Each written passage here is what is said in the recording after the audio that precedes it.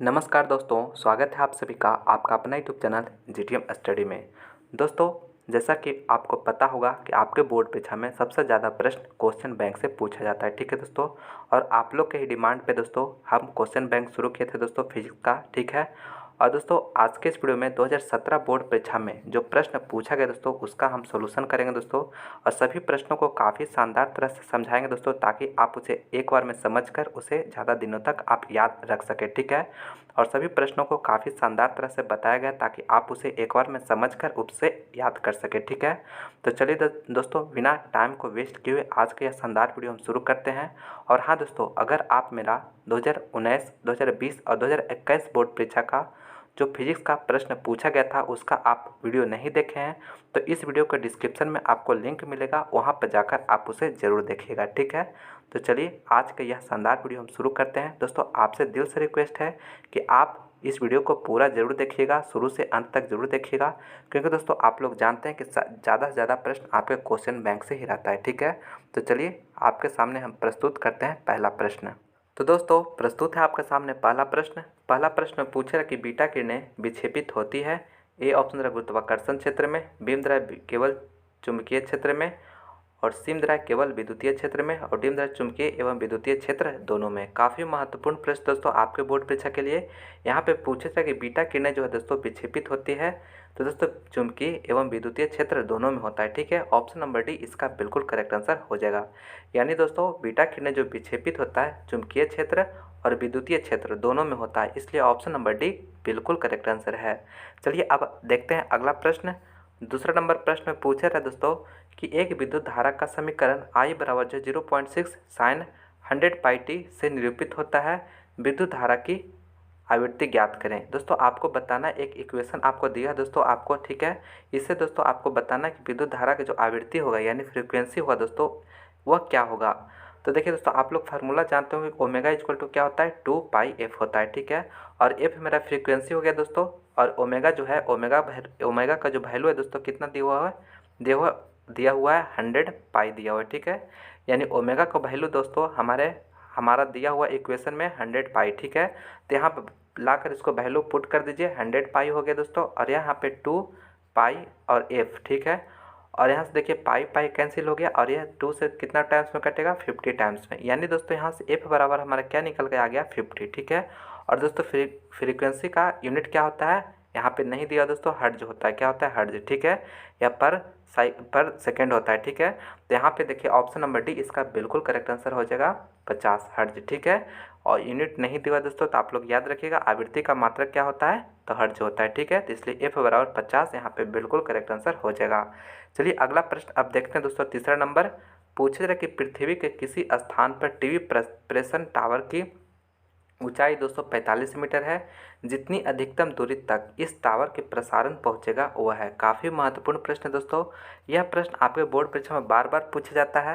पहले भी इस प्रश्न को हम करवा चुके हैं दोस्तों, एक बार फिर से आपको हम सॉल्यूशन दे रहे हैं, आप लोग इसी तरह से करिएगा, ठीक है। देखिए आपको बताना है दोस्तों कि एक टीवी टावर है, ठीक है। इसका जो ऊंचाई 245 मीटर दी हुआ है, तो इसका जो अधिकतम यानी इसका सिग्नल जो प्रसारण पहुंचेगा अधिकतम कितना दूरी तक पहुंचेगा। तो इसके लिए फार्मूला होता है दोस्तों डी बराबर √2RH होता है, ठीक है। और आर मेरा दोस्तों रेडियस ऑफ अर्थ है, कितना होता है आप लोग जानते हैं 6400 किलोमीटर लगभग होता है, ठीक है। तो देखिए दोस्तों एच मेरा कितना मीटर में दिया हुआ है, तो इसको भी आपको मीटर में करना होगा, ठीक है। यानी 6400 किलो गुने 10⁻³ मीटर कर दीजिएगा, ठीक है। इसको कुछ नहीं दोस्तों मीटर में कन्वर्ट किए हैं, और वैल्यू को लाकर आप यहाँ पे पुट करिएगा 2 इंटू यहाँ पे 6400 गुने 10⁻³ और एच कितना है 245 है, ठीक है। और इसके क्या करना है, इसको अंडर रूट कर देना है दोस्तों, ठीक है। यहाँ पे ये हम वैल्यू लिखे हैं, और देखिए यहाँ पे आप अगर कैलकुलेट करिएगा दोस्तों तो इसका कैलकुलेट करके आपको आंसर आएगा इतना आएगा दोस्तों, ठीक है। इतना मीटर आएगा, और यह मीटर में आ गया। और इसको मीटर से अगर हम किलोमीटर में कन्वर्ट करेंगे दोस्तों तो इसको 1000 से डिवाइड करेंगे, तो 1000 से डिवाइड करिएगा तो कितना आ जाएगा 56 किलोमीटर इसका राइट आंसर आ जाएगा दोस्तों, ठीक है। इसलिए ऑप्शन नंबर सी इसका करेक्ट आंसर हो जाएगा। चलिए दोस्तों अगला प्रश्न अब देखते हैं चौथा नंबर प्रश्न। चौथा नंबर प्रश्न में पूछा है कि व्हीटस्टोन ब्रिज का उपयोग होता है। दोस्तों व्हीटस्टोन ब्रिज का जो उपयोग होता है दोस्तों किस में किया जाता है, सिर्फ उच्च प्रतिरोध के मापन में, सिर्फ अल्प प्रतिरोध के मापन में, उच्च एवं अल्प दोनों ही प्रतिरोध के मापन में, और डिम रहा है विवांतरों के मापन में। तो दोस्तों व्हीटस्टोन का ब्रिज का जो उपयोग किया जाता है दोस्तों वह उच्च और अल्प दोनों ही प्रतिरोध के मापन में किया जाता है। ठीक है, ऑप्शन नंबर सी इसका बिल्कुल करेक्ट आंसर हो जाएगा। ठीक है दोस्तों, आप लोग याद रखिएगा व्हीटस्टोन ब्रिज का उपयोग जो होता है उच्च एवं अल्प दोनों ही प्रतिरोध के मापन में किया जाता है। तो सी ऑप्शन इसका करेक्ट आंसर है। अगला प्रश्न देखते हैं दोस्तों, 5वां नंबर पूछे जा कि शोषित विद्युत ऊर्जा। दोस्तों शोषित विद्युत ऊर्जा जो होता है विवांतर के वर्ग के समानुपाती होता है, विवांतर के समानुपाती होता है, विवांतर के व्युत्क्रमानुपाती होता है, इनमें से कोई नहीं। तो दोस्तों शोषित विद्युत ऊर्जा जो होता है विवांतर के वर्ग के समानुपाती होता है दोस्तों। ठीक है, ऑप्शन नंबर ए इसका बिल्कुल करेक्ट आंसर हो जाएगा। काफ़ी महत्वपूर्ण प्रश्न है, अच्छी तरह से याद रखिएगा। अगला प्रश्न मेरा 6ठा नंबर दोस्तों, 6ठा नंबर प्रश्न में पूछा जा रहा है कि प्रकाश के अनुप्रस्थ तरंग की प्रकृति की पुष्टि करता है। दोस्तों प्रकाश जो है अनुप्रस्थ तरंग है। ठीक है, इस प्रकृति का जो पुष्टि करता है दोस्तों माने करता है तो व्यतिकरण, परावर्तन, ध्रुवन, वर्ण विक्षेपण। तो दोस्तों इसका जो राइट आंसर हो जाएगा ऑप्शन नंबर सी ध्रुवन। ठीक है, ऑप्शन नंबर सी इसका करेक्ट आंसर हो जाएगा ध्रुवन। यानी दोस्तों प्रकाश जो है अनुप्रस्थ तरंग है, इस प्रकृति का जो पुष्टि करता है दोस्तों वह ध्रुवन करता है। ठीक है, ऑप्शन नंबर सी इसका बिल्कुल करेक्ट आंसर हो जाएगा। ये भी प्रश्न आपको बोर्ड परीक्षा में बार बार पूछा जाता है दोस्तों, अच्छी तरह से इसे याद रखिएगा। चलिए अगला प्रश्न अब देखते हैं दोस्तों। और दोस्तों अगर आप अभी तक इस वीडियो को लाइक नहीं किए दोस्तों प्लीज़ आप इस वीडियो को लाइक जरूर करिएगा, अपने दोस्तों में इस वीडियो को ज़्यादा से ज़्यादा शेयर करिएगा दोस्तों। और आप हमारे यूट्यूब चैनल GTM स्टडी को दोस्तों अभी तक सब्सक्राइब नहीं किए हैं दोस्तों तो प्लीज़ चैनल को सब्सक्राइब जरूर कर लीजिएगा, क्योंकि दोस्तों आपके एग्जाम से रिलेटेड और भी अच्छे अच्छे वीडियो हम लाने वाले हैं जो कि आपके बोर्ड परीक्षा की तैयारी में काफ़ी मददगार होगा। ठीक है, इसलिए आप हमारे चैनल को सब्सक्राइब करके जरूर रखिए। इससे होगा दोस्तों हम कोई वीडियो अपलोड करेंगे तो उसका नोटिफिकेशन आप लोग को सबसे पहले मिलेगा। ठीक है, और दोस्तों आज के इस वीडियो में हम 2017 बोर्ड परीक्षा में जो आपको फिजिक्स का जो प्रश्न पूछा गया था दोस्तों उसका हम सोल्यूशन दे रहे हैं। ठीक है, तो आप लोग इस वीडियो को पूरा जरूर देखिएगा और सभी प्रश्नों को आप याद कर लीजिएगा। ठीक है, क्योंकि दोस्तों आप लोग जानते होंगे कि सारा प्रश्न जो होता है आपके क्वेश्चन बैंक से ही पूछा जाता है। ठीक है, देखिए अगला प्रश्न मेरा 7वां नंबर में पूछा जा रहा है कि ध्रुव प्रबलता का एसआई मात्रक होता है। काफ़ी महत्वपूर्ण प्रश्न दोस्तों, पोल स्ट्रेंथ का जो एसआई मात्रक होता है क्या होता है तो वह एम्पियर मीटर होता है। ऑप्शन नंबर सी इसका बिल्कुल करेक्ट आंसर हो जाएगा। चलिए अगला प्रश्न अब देखते हैं 8वां नंबर पूछा कि निम्न में से सही संबंध है। दोस्तों निम्न में से सही संबंध जो है दोस्तों कौन है, यानी दोस्तों आपको IRMS और I0 में जो रिलेशन होता है दोस्तों उसमें आपको बताना है। तो आप लोग जानते हो कि IRMS बराबर जो होता है दोस्तों वह I0 वटा के √2 होता है। ठीक है, तो देखिए कौन सा ऑप्शन में दिख रहा है, ऑप्शन नंबर सी में दिख रहा है दोस्तों। ठीक है, आप याद रखिएगा ऑप्शन नंबर सी इसका यह रिलेशन होता है, तो ऑप्शन नंबर सी इसका करेक्ट आंसर हो जाएगा। चलिए अगला प्रश्न आप देखते हैं 9 नंबर पूछ रहा है कि विद्युत हीटर में तार की कुंडली के लिए जिस तत्व का व्यवहार किया जाता है वह है। दोस्तों विद्युत हीटर बनाने के लिए जो तार का कुंडली बनाया जाता है वह किस तत्व का व्यवहार किया जाता है, यानी कि उस कुंडली को बनाने में किस तत्व का व्यवहार किया जाता है तो नाइक्रोम का दोस्तों। ठीक है, नाइक्रोम का, ऑप्शन नंबर सी इसका करेक्ट आंसर हो जाएगा। यानी विद्युत हीटर का जो कुंडली होता है दोस्तों यह जो होता है नाइक्रोम का बना होता है, और विद्युत बल्ब का जो फिलामेंट होता है वह टंगस्टन का बना होता है। ठीक है, आप इसे भी याद रखिएगा, यानी फिलामेंट हो तो जो होता है वह टंगस्टन का, और विद्युत हीटर का जो कुंडली होता है दोस्तों वह नाइक्रोम का। तो ऑप्शन नंबर सी इसका करेक्ट आंसर हो जाएगा। अगला प्रश्न अब देखते हैं 10वां नंबर पूछे उत्सर्जित फोटो इलेक्ट्रोड की ऊर्जा निर्भर करती है। दोस्तों उत्सर्जित फोटो इलेक्ट्रॉन का जो ऊर्जा होता है दोस्तों वह किस पर निर्भर करता है तो प्रकाश के तरंगदैर्घ्य पर दोस्तों। ठीक है, ऑप्शन नंबर बी इसका करेक्ट आंसर हो जाएगा। काफ़ी महत्वपूर्ण प्रश्न दोस्तों, अच्छी तरह से इसे याद रखिएगा। यानी उत्सर्जित फोटो इलेक्ट्रॉन की जो ऊर्जा होता है दोस्तों प्रकाश के तरंगदैर्घ्य पर निर्भर करता है। चलिए अगला प्रश्न अब देखते हैं दोस्तों 11 नंबर पूछा कि 3 संधारित्र जिनमें प्रत्येक की धारिता C है श्रेणी क्रम में जोड़े गए हैं परिणामी धारिता का मान होगा। काफ़ी महत्वपूर्ण प्रश्न है। देखिए आपको दिया दोस्तों 3 संधारित्र है, इसका धारिता जो है C दिया हुआ है। ठीक है, और इसको श्रेणी क्रम में जोड़ा गया है तो इसको परिणामी धारिता हो गया, यानी समतुल्य धारिता निकालना आपको। ठीक है, तो देखिए दोस्तों 1/C इक्विवेलेंट बराबर हो जाएगा 1/C1 plus 1/C2 plus 1/C3। ठीक है, यह कब होता है फार्मूला यूज होता है जब श्रेणी क्रम में रहेगा दोस्तों। ठीक है, तो देखिए यह श्रेणी क्रम में ही दिया हुआ है। ठीक है, तो इसलिए यह फार्मूला यूज करेंगे। तो यहाँ से दोस्तों हम क्या लिखेंगे 1/C इक्विवेलेंट बराबर, क्योंकि C1 बराबर कितना है 1/C हो जाएगा क्योंकि सभी का समान है। ठीक है, तो यहाँ पे इस तरह से लिख लेंगे, इसको LCM लेंगे तो C हो गया, और यहाँ पे 1 + 1 + 1। ठीक है, तो यहाँ पे 3/C हो जाएगा। और इसी को दोस्तों अगर हम 1 यह मेरा किसके बराबर है 1/C इक्विवेलेंट बराबर आ गया। ठीक है, तो इसी को दोस्तों सी इक्विवेलेंट बराबर हम निकालना चाहेंगे तो क्या हो जाएगा, इसको जस्ट क्रॉस मल्टीप्लिकेशन कर दीजिएगा तो सी बटा के 3 आपको आंसर आ जाएगा दोस्तों। ठीक है, तो देखिए कौन सा ऑप्शन में दे रहा है, ऑप्शन नंबर सी में दे रहा है दोस्तों। ठीक है, उम्मीद करते हैं दोस्तों आप इस प्रश्न को अच्छी तरह से समझ गए होंगे। ठीक है, तो इसलिए सी ऑप्शन इसका करेक्ट आंसर हो जाएगा। दोस्तों इस वीडियो में आपको हम 2017 बोर्ड परीक्षा में जो प्रश्न पूछे गए थे दोस्तों फिजिक्स का, सारा हम आपको एक ही वीडियो में प्रोवाइड करा रहे हैं दोस्तों। अगर आप मेरा पहले वाला क्वेश्चन बैंक का वीडियो नहीं देखे हैं तो दोस्तों आपको इस वीडियो के डिस्क्रिप्शन में लिंक मिलेगा, वहाँ पर जाकर आप उसे ज़रूर देखिएगा। ठीक है, क्योंकि दोस्तों सारा प्रश्न आपके क्वेश्चन बैंक से ही पूछा जाता है, तो प्लीज़ आपसे दिल से रिक्वेस्ट है कि आप सभी वीडियो को वो सब जो पहले हम करवाए हैं क्वेश्चन बैंक का आप लोग ज़रूर देख लीजिए। ठीक है, अगला प्रश्न मेरा 12 नंबर दोस्तों कि डायोड का उपयोग करते हैं एक, तो दोस्तों रेक्टिफायर की तरह, डायोड का जो उपयोग किया जाता है एक रेक्टिफायर की तरह किया जाता है। ठीक है, तो ऑप्शन नंबर डी इसका करेक्ट आंसर हो जाएगा। चलिए अगला प्रश्न अब देखते हैं दोस्तों। 13 नंबर पूछ रहे कि एक लौह चुंबकीय पदार्थ की चुंबकशीलता म्यू होती है। दोस्तों एक लौह चुंबकीय पदार्थ यानी फेरोमैग्नेटिक पदार्थ का जो चुंबकशीलता होता है दोस्तों म्यू होता है, वो क्या होता है, तो ग्रेटर देन 1 होता है दोस्तों। ऑप्शन नंबर ए इसका बिल्कुल करेक्ट आंसर हो जाएगा। ठीक है, चलिए अगला प्रश्न अब देखते हैं दोस्तों। 14 नंबर पूछ रहा है कि जितने समय में किसी रेडियो एक्टिव पदार्थ की राशि अपने प्रारंभिक परिणाम से आधी हो जाती उसे कहते हैं, तो दोस्तों उसे अर्ध आयु कहते हैं, half of life. Option number B इसका करेक्ट आंसर हो जाएगा। यानी जितने समय में किसी रेडियो एक्टिव पदार्थ का जो अपना राशि से प्रारंभिक राशि से आधा हो जाता है तो उस समय अवधि को जो कहते हैं अर्ध आयु कहते हैं। ठीक है, ऑप्शन नंबर बी इसका करेक्ट आंसर है। चलिए अगला प्रश्न अब देखते हैं दोस्तों। 15 नंबर पूछ रहे कि इनमें से कौन आवेश रहित है। दोस्तों इनमें कौन जो है आवेश रहित है, अल्फा कण, बीटा कण, फोटोन, प्रोटॉन। तो अल्फा कण आप लोग जानते हैं दोस्तों पॉजिटिव चार्ज होता है इस पर, बीटा किरणें पर जो होता है कण पर होता है निगेटिव, फोटोन न्यूट्रल होता है दोस्तों और प्रोटॉन पॉजिटिव होता है दोस्तों। ठीक है, तो इसलिए मेरा आवेश रहित यानी न्यूट्रल, तो ऑप्शन नंबर सी इसका करेक्ट आंसर हो जाएगा। काफ़ी महत्वपूर्ण प्रश्न है, बार बार यह प्रश्न पूछा जाता है दोस्तों, अच्छी तरह से इसे याद रखिएगा। और दोस्तों अगर आप मेरा और भी दूसरे सब्जेक्ट का वीडियो देखना चाहते हैं तो दोस्तों आपको इस वीडियो के डिस्क्रिप्शन में लिंक मिलेगा, वहाँ पर जाकर देख सकते हैं।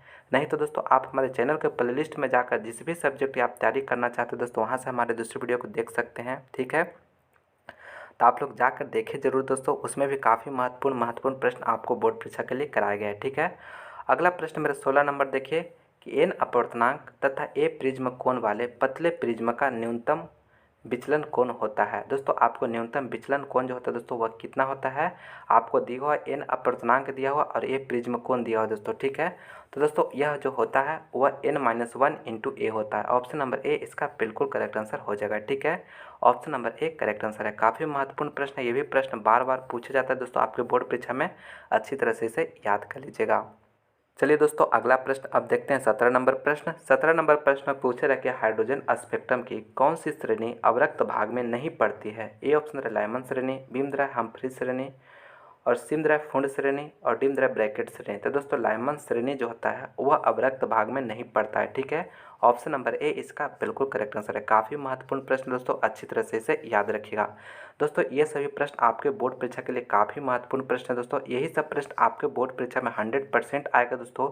इसलिए दोस्तों जो भी प्रश्न आपको याद नहीं हुआ दोस्तों तो प्लीज़ आप उसे कॉपी में नोट करके आप 1-2 बार रिवीजन जरूर कर लीजिएगा। इससे होगा दोस्तों आपको जो है तैयारी अच्छा होता जाएगा। ठीक है, डे बाय डे इंक्रीज होता जाएगा, क्योंकि दोस्तों आप लोग जानते हैं कि अब आपके पास समय बहुत ही कम बचा हुआ है। तो इसलिए दोस्तों आप अच्छी तरह से स्मार्ट स्टडी करें ताकि जो है ज़्यादा से ज़्यादा दिन तक आप सभी प्रश्नों को याद रख सकें। ठीक है, चलिए अगला प्रश्न 18 नंबर देखिए दोस्तों, काफ़ी महत्वपूर्ण प्रश्न है। विद्युत चुम्बकीय तरंग के संचरण की दिशा होती है। दोस्तों काफ़ी महत्वपूर्ण प्रश्न दोस्तों, बार बार यह प्रश्न पूछा जाता है। तो दोस्तों E vector cross B vector के समानांतर। ठीक है, आप लोग याद रखिएगा, ऑप्शन नंबर सी इसका बिल्कुल करेक्ट आंसर है दोस्तों। ठीक है, यानी विद्युत चुम्बकीय तरंग के संचरण का जो दिशा होता है दोस्तों vector E cross vector B cross के समानांतर। ठीक है, तो ऑप्शन नंबर सी इसका बिल्कुल करेक्ट आंसर है। चलिए अगला प्रश्न अब देखते हैं दोस्तों। 19 नंबर प्रश्न में पूछे रहे कि हाइड्रोजन परमाणु के प्रथम बोर कक्षा में इलेक्ट्रॉन की ऊर्जा -13 इलेक्ट्रॉन वोल्ट है, उसके दूसरे बोर कक्षा में इलेक्ट्रॉन की ऊर्जा होगा। काफ़ी महत्वपूर्ण प्रश्न है दोस्तों।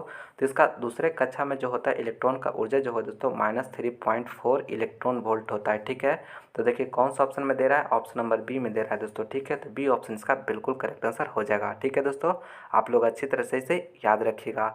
चलिए अगला प्रश्न अब देखते हैं दोस्तों 20वां नंबर। और हाँ दोस्तों, अगर आप अभी तक हमारे यूट्यूब चैनल जीटीएम स्टडी को सब्सक्राइब नहीं किया दोस्तों तो प्लीज़ चैनल को सब्सक्राइब जरूर कर लीजिएगा। और आप इस वीडियो को लाइक नहीं किए दोस्तों तो प्लीज़ आप वीडियो को लाइक भी जरूर कर दीजिएगा और इस वीडियो को दोस्तों में शेयर करना नहीं भूलिएगा दोस्तों, ठीक है।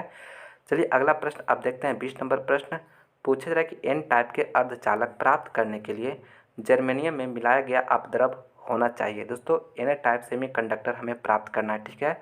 तो जर्मेनियम में जो मिलाया गया अपद्रव होना चाहिए त्रिसंयोजक, चतुसंयोजक, पंच संयोजक, इनमें से कोई नहीं। तो दोस्तों पंच संयोजक, ठीक है। ऑप्शन नंबर सी इसका बिल्कुल करेक्ट आंसर हो जाएगा दोस्तों, ठीक है। यानी एन टाइप सेमीकंडक्टर प्राप्त करने के लिए जर्मेनियम में जो है दोस्तों हमें पंच संयोजक मिलाना पड़ेगा, ठीक है। पंच संयोजक अपद्रव मिलाना पड़ेगा, ठीक है। तो option number C correct answer हो गया। अगला प्रश्न देखते हैं। 21 नंबर पूछा जा रहा है कि चुंबकीय क्षेत्र बी और विद्युतीय क्षेत्र ई के अनुपात B/E का मात्रक होता है। काफ़ी महत्वपूर्ण प्रश्न है दोस्तों। देखिए आपको पूछा जा रहा है चुंबकीय क्षेत्र बी का जो मात्रक होगा और विद्युतीय क्षेत्र ई का जो मात्रक होगा, इसका अगर आप दोनों का रेशियो निकालिएगा तो वह कितना आएगा, ठीक है। दोस्तों पहला ऑप्शन रहा है मीटर प्रति सेकंड, सेकंड प्रति मीटर, मीटर सेकंड, इनमें से कोई नहीं। तो दोस्तों इसका जो राइट आंसर हो जाएगा वह सेकंड प्रति मीटर हो जाएगा दोस्तों, ठीक है। यानी सेकंड प्रति मीटर इसका राइट आंसर होता है, ठीक है। ऑप्शन नंबर बी इसका बिल्कुल करेक्ट आंसर हो जाएगा दोस्तों, ठीक है। आप लोग अच्छी तरह से इसे याद रखिएगा, काफ़ी महत्वपूर्ण प्रश्न है दोस्तों, ठीक है। ऑप्शन नंबर बी इसका करेक्ट आंसर है। चलिए अगला प्रश्न अब देखते हैं। 22 नंबर पूछा जा रहा है कि कांच में हवा में प्रवेश करते समय, कांच से हवा में प्रवेश करते समय प्रकाश का क्रांति कोण सबसे कम होता है? लाल रंग के लिए, हरे रंग के लिए, पीले रंग के लिए, बैंगनी रंग के लिए। तो दोस्तों कांच से हवा में जब प्रवेश करता है तो उसके मैंने प्रकाश का जो क्रांतिक कोण का मान जो होता है सबसे कम किसका होता है? तो बैंगनी रंग के लिए होता है दोस्तों, ठीक है। किसका होता है? बैंगनी रंग के लिए। ऑप्शन नंबर डी इसका बिल्कुल करेक्ट आंसर है। ये भी काफ़ी महत्वपूर्ण प्रश्न है दोस्तों, अच्छी तरह से आप लोग याद रखिएगा क्योंकि यह प्रश्न आपके बोर्ड परीक्षा में इस पर 100% आएगा दोस्तों, ठीक है। इसलिए आप अच्छी तरह से इसे याद रखिएगा। और दोस्तों अगर आप मेरा और भी दूसरे सब्जेक्ट का वीडियो देखना चाहते हैं तो दोस्तों आप इस वीडियो को डिस्क्रिप्शन में लिंक दिया हुआ है, वहाँ पर जाकर देख सकते हैं, नहीं तो आप हमारे चैनल के प्लेलिस्ट में भी जाकर आप देख सकते हैं। चलिए अगला प्रश्न अब देखते हैं दोस्तों। 23 नंबर पूछा है एक निकट दृष्टि दोष से ग्रसित व्यक्ति स्पष्ट देखने के लिए व्यवहार करता है उत्तल लेंस, अवतल लेंस, बेलनाकार लेंस, बाइफोकल लेंस। तो देखिए दोस्तों निकट दृष्टि दोष से ग्रसित व्यक्ति है, ठीक है। तो उसे स्पष्ट देखने के लिए क्या करेगा? तो वह अवतल लेंस का प्रयोग करेगा दोस्तों, अवतल लेंस का व्यवहार करेगा, ठीक है। तो ऑप्शन नंबर बी इसका बिल्कुल करेक्ट आंसर हो जाएगा। और दोस्तों दूर दृष्टि दोष को निवारण के लिए उत्तल लेंस का प्रयोग किया जाता है, बेलनाकार लेंस कब किया जाता है? जब अबिंदुकता रहता है, ठीक है। और बाइफोकल लेंस जो है दोस्तों जरा दृष्टि दोष में किया जाता है, ठीक है। आप ये सभी भी याद रखिएगा, आपके लिए काफ़ी ही महत्वपूर्ण है, ठीक है। तो चलिए अब अगला प्रश्न अब देखते हैं दोस्तों। 24 नंबर पूछा है कि प्रतिघात का मात्रक है। दोस्तों प्रतिघात का जो मात्रक है दोस्तों वह क्या है? ओम है, फैराड है, एम्पियर है, महो है।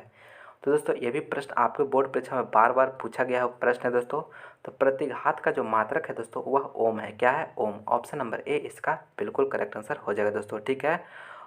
Option number A correct answer है। दोस्तों अगर आप इस वीडियो को लाइक नहीं किए दोस्तों तो प्लीज़ आप इस वीडियो को लाइक जरूर कर दीजिएगा, अपने दोस्तों में इस वीडियो को ज़्यादा से ज़्यादा शेयर करिएगा।